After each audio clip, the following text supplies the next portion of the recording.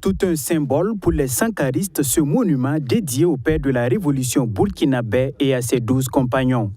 Justement, c'est au pied de ce mémorial que le capitaine Ibrahim Traoré, au lendemain de sa désignation comme chef d'État, décide de rendre hommage à celui-là même qui est devenu, aux yeux de la jeunesse africaine, 35 ans après son assassinat. Ce 15 octobre marque également le premier jour officiel d'activité du capitaine après la signature de la charte de la transition.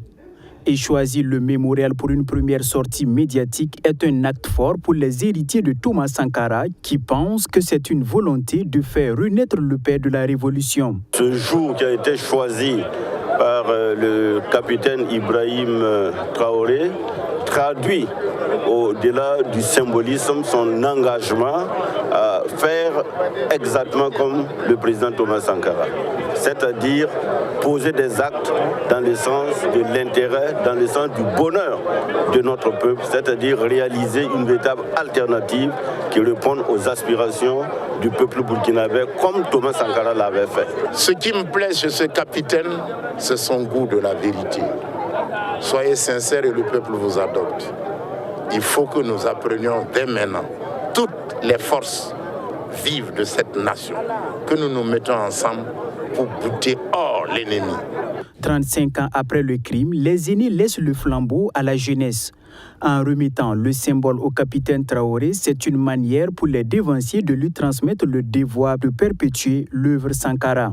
C'est aussi une invite à la nouvelle génération à s'approprier les idéaux de la révolution démocratique et populaire. Les anciens espèrent que cette jeunesse qui s'illustre déjà par son engagement et sa combativité va poursuivre la lutte pour que justice soit faite autour de l'assassinat du père de la révolution burkinabé. En transmettant le flambeau, j'ai en même temps transmis l'engagement que moi j'ai eu à prendre le 15 octobre 2000, il y a 22 ans, sur la tombe du président Thomas Sankara.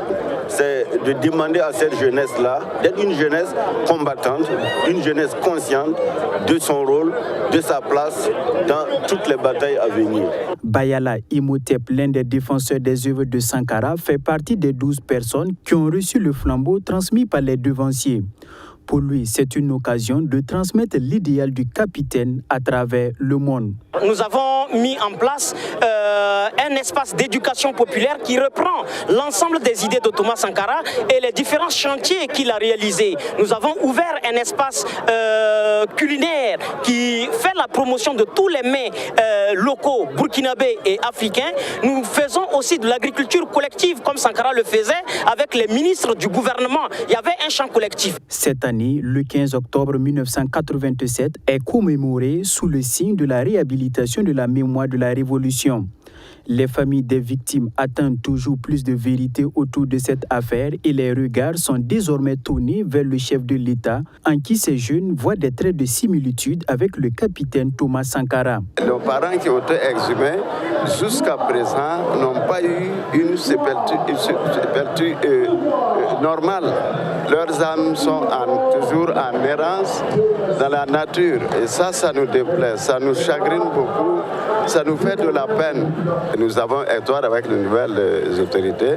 Nous pensons qu'ils feront quelque chose pour que la vérité éclate. Selon le comité international Mémorial Thomas Sankara, ce site reste à ce jour le plus visité au Burkina Faso. Cela témoigne, disent-ils, de la volonté des populations de renouer avec les valeurs prônées sous la Révolution.